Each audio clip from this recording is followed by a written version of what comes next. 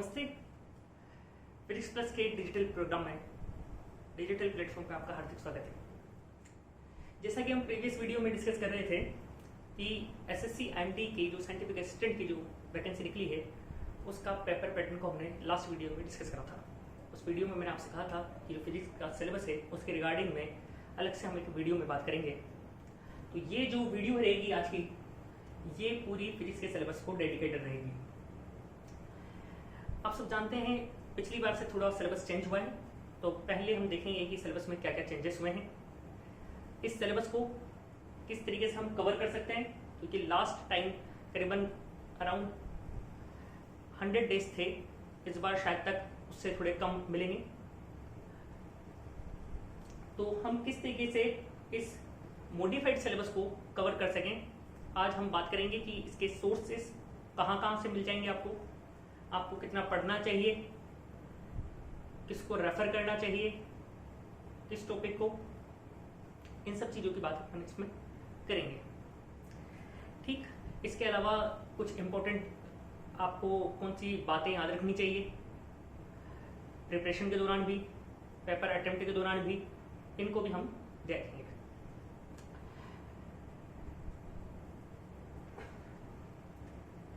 जैसा कि आप जानते हैं, आपने सिलेबस देखा होगा, उसमें फिजिक्स की पार्ट बी में अगर आप फिजिक्स ऑप्ट करते हैं, एक डाउट यह भी था स्टूडेंट्स के रिगार्डिंग कि क्या कोई कंप्यूटर साइंस से ग्रेजुएट स्टूडेंट फिजिक्स ऑप्ट कर सकता है। तो नोटिफिकेशन में आपने देखा होगा, उसमें साफ साफ मेंशन है, अगर आप पार्ट बी में जो सब्जेक्ट ऑप्ट करते हैं आपको वही अटेम्प्ट करना है। अगर आप फिजिक्स ऑप्ट करेंगे तो आप बिल्कुल फिजिक्स ऑप्ट कर सकते हैं और आपको उसी में पेपर देना है। तो हम बात करते हैं फिजिक्स सिलेबस की। आपने देखा होगा उसमें 10 यूनिट्स है। पिछली बार के सिलेबस की तरह पिछली बार सिलेबस में 7 यूनिट्स थी, जिसमें तो 7 यूनिट्स तो आपके पास प्रीवियस से 3 यूनिट्स आपके पास नई ऐड हुई है, जो मेन रूप से मैथमेटिकल फिजिक्स की। तो हम बात करते हैं ये सिलेबस आप कहाँ से पढ़ सकते हैं। अगर आप सेल्फ स्टडी करना चाहते हैं, किसी टीचर से पढ़ना चाहते हैं, या फिर कुछ और सोर्स से आप पढ़ना चाहते हैं, इंटरनेट से पढ़ना चाहते हैं, किसी भी उससे, तो आप इन बातों को एक बार मेन रूप से किस हिसाब से देख सकते हैं। एक हम थोड़ा रिवाइज कर लेते हैं, पैटर्न क्या है। जो 100 क्वेश्चन आएंगे आपके फिजिक्स के, 100 मार्क्स के होंगे। एक क्वेश्चन 1 मार्क्स का होगा, नेगेटिव मार्किंग होगी, वो 1/4 होगी। आपको याद रखना है, मैक्सिमम पेपर्स में 1/3 नेगेटिव मार्किंग होती है, यहाँ पर 1/4 नेगेटिव मार्किंग है। ठीक है, तो सबसे पहले हम प्रीवियस जो सिलेबस है उसको देखते हैं। टोटल कितनी 10 यूनिट्स है, प्रीवियस में 7 यूनिट्स, जो मेन रूप से हम फिजिक्स ही मान सकते हैं। जो नई जुड़ी है 3 यूनिट्स, वो भी एक तरीके से फिजिक्स की है, जिसे हम मैथमेटिकल फिजिक्स कहते हैं। तो हम बात करते हैं, फर्स्ट आपने देखा होगा उसमें मैकेनिक्स है। अब क्वेश्चन आता है कि मैकेनिक्स कहां से पढ़ें।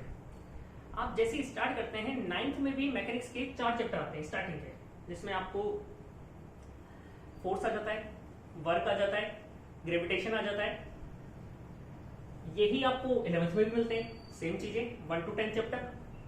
1 to 10 में फर्स्ट तो सिर्फ आपके पास इंट्रोडक्शन है, सेकंड डायमेंशंस हैं, third motion in a 1D है, fourth motion in a 2D, fifth Newton's law of motion and so on, 6 rotation, 7 CO centre of mass, 8th gravitation. तो इस तरीके से आते हैं, और सेम टू सेम सिलेबस ही आपको बीएससी फर्स्ट ईयर में मिलता है।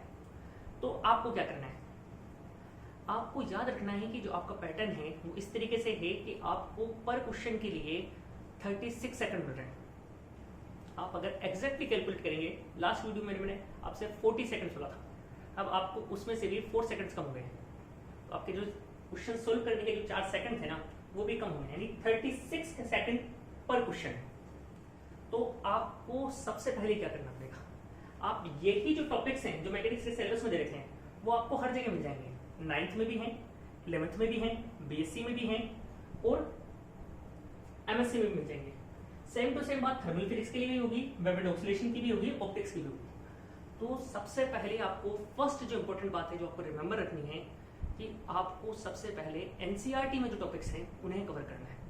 आप यूजी में बाद में जाइएगा, और आप मेरी सजेशंस माने तो यूजी में सिर्फ वही टॉपिक्स आप कंसिडर कीजिए जो आपको 11th 12th में नहीं मिलते। जैसे मैकेनिक्स में स्पेशल रूप से स्पेशल थ्योरी ऑफ रिलेटिविटी, अगर आपको स्पेशल थ्योरी ऑफ रिलेटिविटी पढ़नी है तो आप जरूर यूजी है अंडरग्रेजुएट बुक है उसको कंसिडर कीजिए, आप कहीं से भी पढ़िए। और स्पेशल थ्योरी ऑफ रिलेटिविटी पढ़ते टाइम भी आपको याद रखना है, सिर्फ आपको मास एनर्जी इक्विवेलेंस के क्वेश्चंस करने हैं या फिर ट्रांसफॉर्मेशन करना है, आपको उसमें भी डेरिवेशंस नहीं करने, ट्रांसफॉर्मेशन इक्वेशंस नहीं निकालनी। तो ये चीजें आपको करनी पड़ेगी। लास्ट वीडियो में मैंने आपसे बार बार कहा था ये पेपर आपको क्रैक करना है तो आपको याद रखना पड़ेगा क्या पढ़ना है, इससे कहीं ज़्यादा इंपॉर्टेंट है क्या नहीं पढ़ना। तो मैकेनिक्स में हम कहाँ से पढ़ सकते हैं? आपको मेरे हिसाब से 9th में पढ़ने की जरूरत नहीं है, बीएससी फर्स्ट ईयर में पढ़ने की जरूरत नहीं है। आप 11th के 1 to 10th कंसिडर कीजिए जो कि मेन रूप से 2 to 10th हो जाते हैं। 10th में आपकी 10th चैप्टर में आपकी बर्नौलीज इक्वेशन आ जाती है, तो 9th में आपकी इलास्टिसिटी आ जाती है। तो आप इसके और वापस क्वेश्चन से ज्यादा कीजिए। देयर आर नो अल्टरनेटिव्स, इसका कोई अल्टरनेटिव नहीं है। और स्पेशल थ्योरी ऑफ रिलेटिविटी के लिए आपको यूजी का पढ़ना ही पड़ेगा, उसका भी कोई अल्टरनेटिव। सेकंड बात करते हैं हम थर्मल फिजिक्स की। वही चीज थर्मल फिजिक्स में भी सेम सिलेबस आपको 11th में ही मिलेगा, सेम सिलेबस आपको बीएससी में मिलेगा।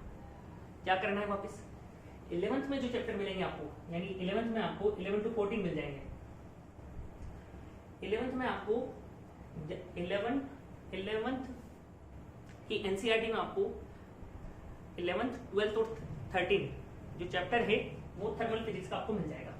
इसके अलावा यूजी का कौन सा है? मैक्सवेल रिलेशंस, हेल्महोल्ट्ज एनर्जी, ये आपको 11th में नहीं मिलेंगे। तो इसके लिए आपको अंडर ग्रेजुएट्स की बुक पढ़नी पड़ेगी। इसमें भी आपको याद रखना है वही चीज। क्या याद रखना है?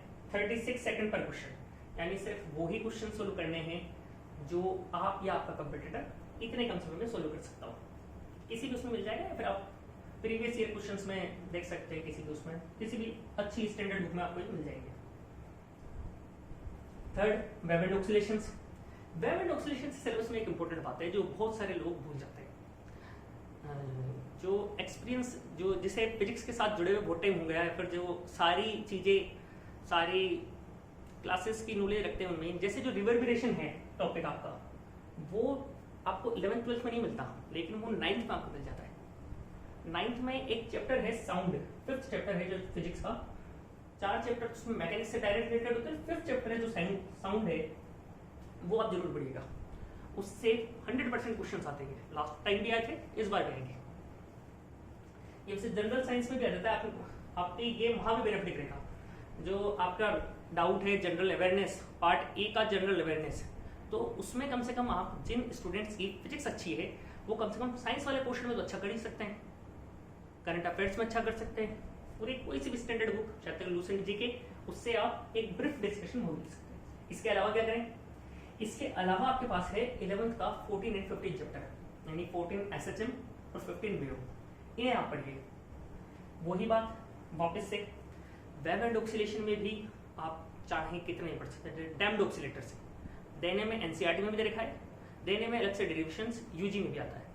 डैम्ड ऑक्सीलेटर आप जरूर यूजी के हिसाब से देख सकते हैं कि उसका एक टाइम कांस्टेंट की वैल्यू आ जाए या फिर इस टाइप के क्वेश्चंस आ सकते हैं, एक बार देख लीजिएगा। लेकिन फिर भी मैं आपको प्रेफर नहीं करूंगा कि मैं आपसे कहूँ कि आप वेव एंड ऑक्सीलेशन में एन के बजाज पढ़िए, थर्मल फिजिक्स में गर्गवत्सल घोष पढ़िए, मैकेनिक्स में जेसी उपाध्याय पढ़िए, तो मैं ऐसा आपसे नहीं कहूंगा। और मैं भी क्या कोई भी आपको व्यक्ति सलाह नहीं देगा, क्योंकि स्टैंडर्ड बुक्स के नाम में बताया जा सकते हैं, लेकिन आपको पढ़ने की जरूरत है।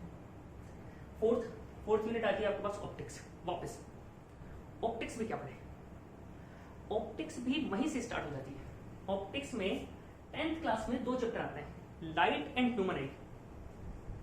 सॉरी, यहाँ पर 11th में 2 चैप्टर 10th क्लास में 2 चैप्टर आते हैं, लाइट एंड ह्यूमन आई, वो आप 2 पढ़िए। 12th में भी 9th और 10th चैप्टर है आपका, वो भी डायरेक्टली ऑप्टिक्स से रिलेटेड है। लगभग दोनों में सेम ही चीज है। इसमें भी आप एक बात याद रखिएगा, आप 10th वाले पोर्शन पे ज्यादा ध्यान दीजिएगा।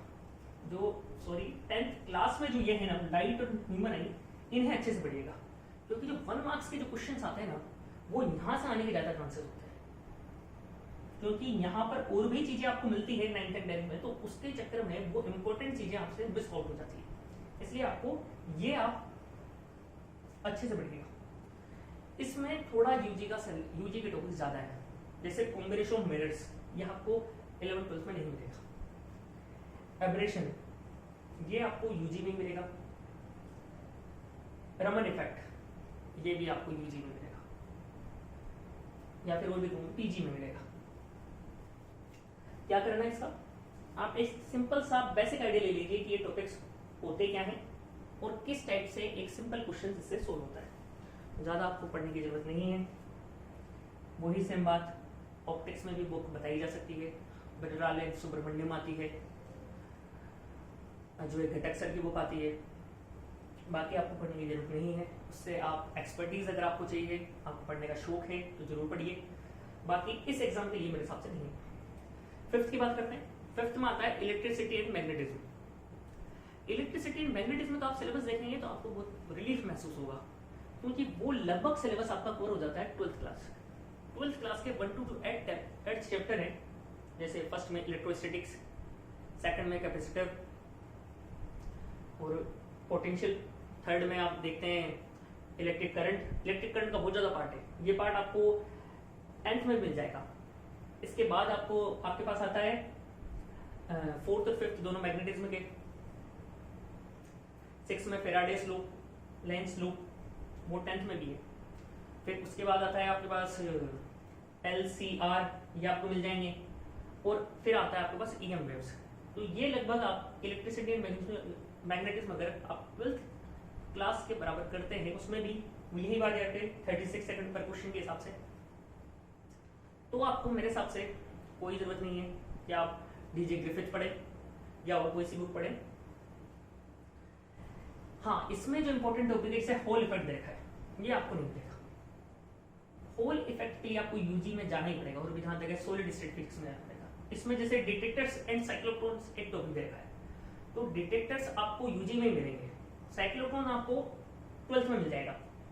हर्ट्ज इफेक्ट देखा है, तो ये आपको वहां नहीं मिलेगा। तो ये अलग से टॉपिक आप कंसीडर कर लीजिए।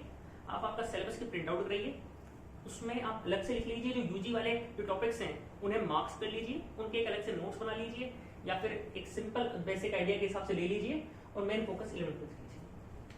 6 चैप्टर 6 यूनिट एटॉमिक स्ट्रक्चर, वही चीज ये भी आपको अलग से लगेगा, जिसमें आप इसमें क्योंकि एक्सरे है, न्यूक्लियर फिजिक्स है। एक्सरे अगर आपको पढ़ना है, वैसे तो एटॉमिक और मॉलिक्यूलर फिजिक्स में आता है, मोजलेस लॉ और एक्सरे, पर एससी वर्मा में भी दिया हुआ है। एससी वर्मा सर की जो कॉन्सेप्ट ऑफ फिजिक्स बुक आती है उसमें भी ये गिवन है। तो सबसे पहले तो आप ट्राई कीजिए कि आप 12th की जो 11th 12th 13 चैप्टर है, यानी 11th में जैसे फोटो इलेक्ट्रिक इफेक्ट आता है, 12th मैटर वेव्स आ जाती है, 12th में आपके पास एटम्स आ जाते हैं, 13 में न्यूक्लियस, 13 में न्यूक्लियस है। तो सबसे पहले आप इन तीनों को पढ़ने का ट्राई कीजिए। इसके बाद बात आती है कि भैया आप एक्सरे और यूजी के टॉपिक सीखिए। मेरे हिसाब से यहाँ तक क्लियर होगा, नहीं भी है तो आप कमेंट करके बता दीजिएगा। और भी इनके क्योंकि सिलेबस बहुत ज़्यादा बड़ा है टाइम के हिसाब से, वैसे तो नहीं है, बाकी टाइम के हिसाब से। 7th है इलेक्ट्रॉनिक डिवाइसेस। इलेक्ट्रॉनिक डिवाइसेस आप अगर 12th क्लास की 14 नंबर चैप्टर देखेंगे एनसीईआरटी का, तो उसमें आपको डायोड मिल जाएंगे, ट्रांजिस्टर मिल जाएंगे, आपको डिजिटल इलेक्ट्रॉनिक्स के गेट्स मिल जाएंगे। हाँ, उसमें भी आपको जो यूजी के टॉपिक मिलेंगे वो होंगे एम्पलीफायर एंड ऑक्सीलेटर्स, वो आपको नहीं मिलेंगे। उसके लिए आपको कोई सी भी यूजी की बुक में एम्पलीफायर एंड ऑक्सीलेटर्स मिल जाएंगे, इसको आप थोड़ा देख लेना। जिसमें एच पैरामीटर का क्वेश्चन आ सकता है 1 नंबर में, इसमें बहुत सारे क्वेश्चंस बन जाते हैं ऑक्सीलेटर्स में भी। अगर एग्जामिनर चाहे तो इसमें क्वेश्चंस बनाए जा सकते हैं, और नहीं चाहे तो फिर आपकी किस्मत। इसके बाद हम देखते हैं मैथमेटिकल फिजिक्स, जो नया सिलेबस जुड़ा है, जिसमें हमारे पास मेन रूप से है कैलकुलस, लीनियर अलजेब्रा और वेक्टर अलजेब्रा। अब आपके नए सिलेबस जुड़ने से हो सकता है मैथ्स जुड़ना आपके लिए एडवांटेज भी हो सकता है और डिसएडवांटेज भी हो सकता है। अब ये आपके ऊपर है। एडवांटेज ये होता है कि मैथ्स का क्वेश्चन आपको सही होने के बहुत ज्यादा चांसेस होता है अगर आपको आता है तो। उसमें थोड़ा टाइम जरूर आपका लगता है, लेकिन आंसर निकलता है, सॉल्व होता है, तो आपके ज्यादा चांसेस होते हैं इनका मतलब थ्योरी है। डिसएडवांटेज क्या है? वो जो मैंने बोला, टाइम ज्यादा लगता है। तो अगर आपकी प्रैक्टिस नहीं है तो आपको टाइम ज्यादा आपका लग सकता है। अब इस बार इन्होंने 10 यूनिट्स अलग अलग दिए, लास्ट सिलेबस में नहीं दिया था। तो हो सकता है ये 100 क्वेश्चंस को 10 यूनिट्स में डिवाइडेड कर दे, पर यूनिट 10 क्वेश्चंस देते। अगर ऐसा होता है तो जो मैथमेटिकल फिजिक्स वाला क्वेश्चन है ये करीबन 30 मार्क्स का हो जाएगा। तो 30 मार्क्स बहुत ज्यादा इंपॉर्टेंट हो जाते हैं। मैं वापस कह रहा हूं, अगर ऐसा होता है तो आप इस पॉसिबिलिटी को भी नेग्लेक्ट नहीं कर सकते। हो भी सकता है, नहीं भी हो सकता। अब कैलकुलस में क्या है? डिफरेंशिएशन है आपका, इंटीग्रेशन है और डिफरेंशियल इक्वेशन है। और आपने अगर सिलेबस को सही से देखा होगा तो उन्होंने कहा डिफरेंशियल इक्वेशन में डिग्री और ऑर्डर एक बेसिक लेवल पे आपसे पूछेंगे। तो ये एक सिंपल सा है कि आप चाहें तो जो आपके 12th में जो आता है डिफरेंशियल इक्वेशन के जो चैप्टर है एनसीईआरटी के 12th मैथमेटिक्स में, उससे भी काम चला, उससे भी आपका अच्छी खासी प्रिपरेशन हो सकती है। या फिर आप यूजी की अगर आपके पास बुक है मैथ्स की, या फिर कोई सी भी आपके पास मैथमेटिकल फिजिक्स की बुक से भी आप चला सकते हैं। लेकिन मेरी फर्स्ट आपको ये होगी कि आप 12th के मैथमेटिक्स तक का तो आप क्लियर कर ही लीजिए, कम से कम डिग्री और ऑर्डर निकालना किसी भी डिफरेंशियल इक्वेशन का। इसके बाद लीनियर अलजेब्रा, इसमें क्या टॉपिक है? एक तो है वेक्टर स्पेस, यानी लीनियर इंडिपेंडेंट है या डिपेंडेंट है। इसका एक सिंपल सा होता है, डिटरमिनेंट निकालते हैं इज इक्वल टू 0 और नॉट इक्वल टू 0 का। इसके अलावा मैट्रिक्स और डिटरमिनेंट, सेम चीज 12th एनसीईआरटी मैथमेटिक्स में 4th चैप्टर है, जहां तक है 4th और 5th चैप्टर या 3rd या 4th चैप्टर है मैट्रिक्स और डिटरमिनेंट का। आप पहले उसे कीजिए। एक कैले हैमिल्टन थ्योरम आती है, उसे जरूर कीजिएगा, उससे जरूर क्वेश्चन आते हैं। या फिर मैथमेटिकल फिजिक्स की बुक लीजिए, उसमें आपको तीनों टॉपिक्स मिल जाएंगे। और लेकिन फिर भी मैथमेटिकल फिजिक्स की बुक पढ़ने से ज्यादा मैं प्रेफर करूंगा कि आप मैथ्स के सिंपल, लास्ट में बात करेंगे कि और भी आपको क्या करना चाहिए। और 10th में आपका है वेक्टर अलजेब्रा। वेक्टर का प्रोडक्ट, मल्टीप्लिकेशन, प्रोडक्ट और मल्टीप्लिकेशन एक ही है, प्रोडक्ट, एडिशन, मैग्नीट्यूड निकालना, ये सारा आपका है। इसके अलावा ग्रेडियंट, डाइवर्जेंस एंड कर्ल, यानी Stokes curl theorem, Gauss divergence theorem, ये 3 इंपॉर्टेंट है।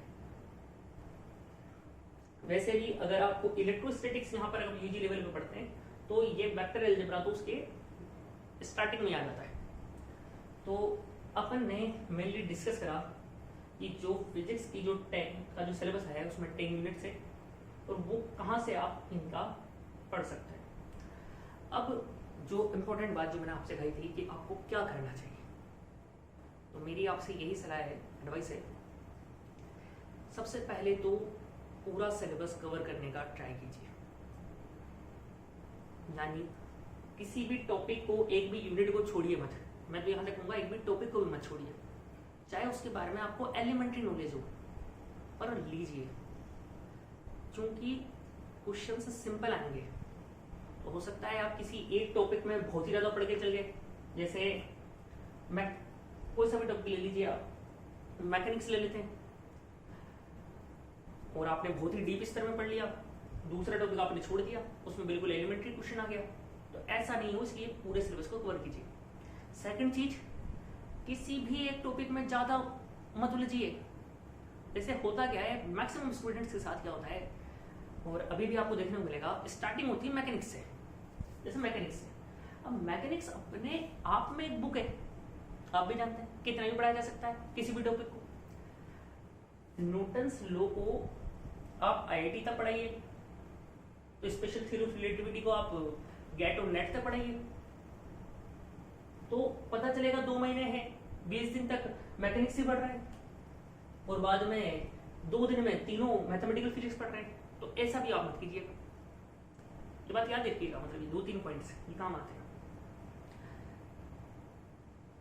एक और इंपॉर्टेंट चीज, मैथमेटिकल फिजिक्स में क्या करें, जो इम्पोर्टेंट थ्योरम्स हैं उन्हें तो रिमेंबर करने का ट्राई कीजिए, या फिर जो ऐसे रिजल्ट्स हैं जैसे स्केलर प्रोडक्ट के, ट्रिपल प्रोडक्ट के, वेक्टर्स के, हाँ वेक्टर्स को आप जो 12th में जो वेक्टर्स आते हैं 12th NCERT के पार्ट सेकंड में, उन्हें भी करने का ट्राई कीजिएगा। तो इन्हें आप रिमेंबर करने का ट्राई कीजिए, क्योंकि आप वहां सोल्व नहीं कर पाएंगे। जैसे स्टोक्स का थ्योरम है, ग्रेडियंट वाले हैं, जो कुछ इंपॉर्टेंट रिजल्ट हैं, स्टैंडर्ड रिजल्ट है, उन्हें रिमेंबर करने का ट्राई कीजिए।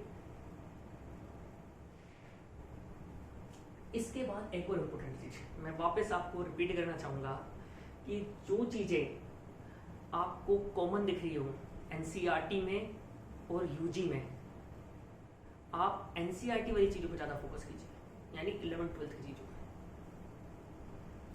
वापस कॉमन दिख रही हो उन पे ही। ऐसी चीज नहीं कि जो कॉमन दिख ही नहीं रही है, जैसे मैक्सवेल रिलेशन आपको मिलेंगे ही नहीं, तो उसमें आपको मैक्सवेल रिलेशन के लिए BSc में जाना ही पड़ेगा, पढ़ना ही पड़ेगा। तो इन चीजों पे ज्यादा फोकस कीजिए। अब लास्ट टाइम क्या हुआ था, तो हमारी किस्मत अच्छी थी या बेकार थी हमको बताता हूँ, इसी टाइप से सिलेबस आया था और मैंने लगभग सारा कवर करा था, एक्सरेज भी करा था, मोजलेस लॉ भी पढ़ा था, ये टॉपिक ये 7 तो लगभग सेम ही थे। पर लगभग मुझे लगा कि सिलेबस जो पेपर आया वो 11th 12th NCERT पर ही बेस्ड था पूरा। हो सकता है थोड़े बहुत क्वेश्चंस आए होंगे, क्योंकि फिलहाल जो पैटर्न है वो एक भी टॉपिक नहीं छोड़ते।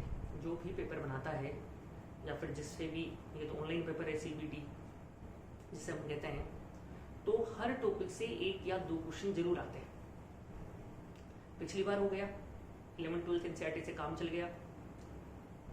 इस बार हो या नहीं हो कोई नहीं जानता। इस बार तो हो ही नहीं सकता, क्योंकि 3 यूनिट्स तो नहीं जुड़ गई। तो आप रिस्क मत लीजिए, क्योंकि मैं जानता हूँ कुछ स्टूडेंट के लिए आपके जीवन के साथ रिस्क हो सकती है, इसलिए आप कम से कम मिनिमम बेसिक कॉन्सेप्ट तो पढ़ के जाइए। और अगर आपको कोई भी दिक्कत आती है तो लास्ट बार की तरह आप हमारे टेलीग्राम चैनल पर जुड़ सकते हैं। वहाँ पर आप कोई भी आपकी क्यूरीज रहती है उसे बता सकते हैं, यहाँ पर कमेंट करके बता सकते हैं। और अगर आपको बहुत सारे, अगर आप टेस्ट सीरीज ज्वाइन करना चाहते हैं, free test series topic wise, तो आप फिजिक्स प्लस ऐप डाउनलोड कर सकते हैं, जो इस वीडियोस के डिस्क्रिप्शन में भी आपको मिल जाएगी। इस चैनल के डिस्क्रिप्शन में भी है, टेलीग्राम चैनल का लिंक भी मिल जाएगा। और इस वीडियो को लाइक कीजिए, चैनल को सब्सक्राइब कीजिए। Thank you so much.